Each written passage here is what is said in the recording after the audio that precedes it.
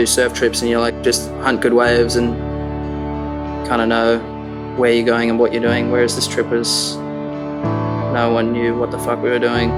When we got a 20-seater bus, I knew that we were in for a lot of driving. Yeah, that bus. I wouldn't be bummed to never see that thing again. Yeah, the two things that we skated were like two makeshift little kind of DIY spots. We heard about this one little spot that some kids, local kids, had made to skate. It was like this little mini bowl thing. And so we went and checked that out one day, and that was pretty awesome. I was a surfer going on a skate trip. The spirit of the trip was to get lost and adventure, and all with an average expectation. To be on the other side of the world on your skateboard is what it's all about. Getting away from your house and doing what you love, so I had fun skating, both those things. It was fun to watch the dudes skate it. I always love watching Dill skate, and it was cool watching Andrew as well. I'd never seen much of him skate before, and he was fucking shredding. He got a really cool style. I think we predicted maybe a quarter of the trip was going to be driving, and it was probably more half. What's that called? Skitching? The ground was so rough that my feet felt like they were going to explode. They were so numb. A lot of driving. Shitloads of driving everywhere. But it was fun. I wouldn't need a week on a bus to, become good friends with them. I feel like it was, within the first hour. Found it bizarre that we were just, driving across the country and there were like wild elephants just moseying around. I don't remember if I've ever seen an elephant before. They're obviously a super special and beautiful creature. Even though the trip had more driving than surfing, I think the whole point of Team Average is just a bunch of friends cruising around and enjoying somewhere new, a new country, new discoveries, and just fun adventures. Now that I think back on it, I think that's the most amount of time I've ever spent in a car in my life, in like a week period. We thought we were going to like a elephant sanctuary, but I guess it was more like an elephant slave house. That's where we ended up. Sad elephants. We got there and we saw the elephants and they were chained up.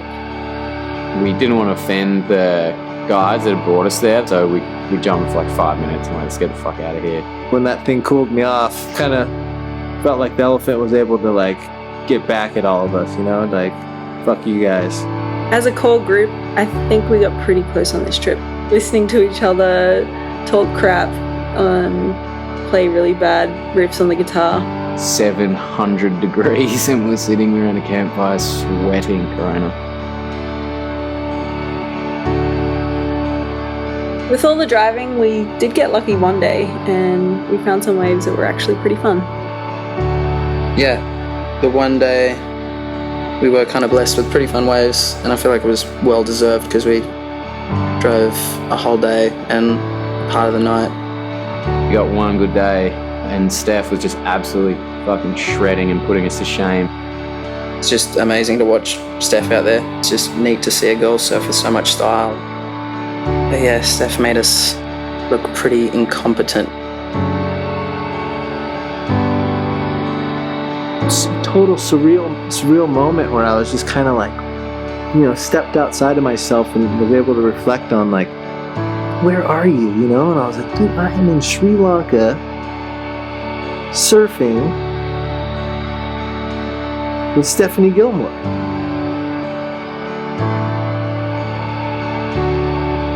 Every wave that she came past me, she was like smiling and just glowing, and like she just looked like she was having so much fun. It's absolutely crazy to think that like my first surf trip was with Stephanie Gilmore, Craig, and Dion.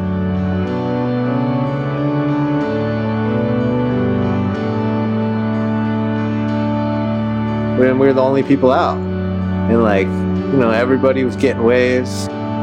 For a day, we kind of had it to ourselves, and that was one of the highlights of the trip. That's what surfing is all about, when you get waves just to you and your friends. It didn't really matter that in a 2-week period we only got one good day of surfing in, because the trip wasn't necessarily just about surfing. It wasn't about one thing at all. I don't know if there's like a word to describe like the spirit or like the vibe when you're all together, and you know, it's just like everyone's really good friends and everyone just hangs out. Loved it. It's out of my element, but completely where I should be. I slept the whole pretty much 12 hours. I think people would thought I died at one point, and like checking my pulse and shit. I've never seen anybody go to Sri Lanka to skate before, and I mean, maybe that's for a reason. It's nuts that, you know, we drove across the entire country of Sri Lanka and essentially found 3 skatable things. But I don't know, I mean, I found it to be fun. It was crazy because every single spot we went to, we just got kicked out instantly when they were trying to skate. So Dylan did that backside 180, I think second try, and then we got kicked out straight afterwards, and that was like the only shit that anyone got to do the whole trip.